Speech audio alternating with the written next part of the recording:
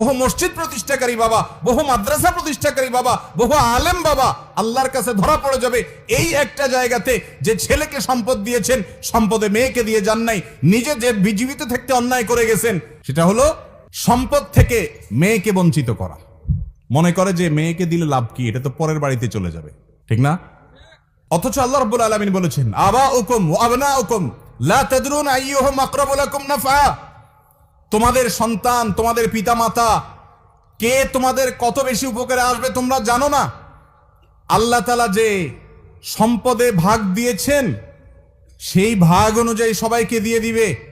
ফরিদাতুম মিনাল্লাহ, এটা আল্লাহর পক্ষ থেকে নির্ধারণ করা, আল্লাহ নির্ধারণ। আল্লাহ শুরুতে বলেছেন ইউসিকুমুল্লাহ ফি আওলাদিকুম, তোমাদের সন্তানদের ব্যাপারে আল্লাহ ওসিয়ত করছেন।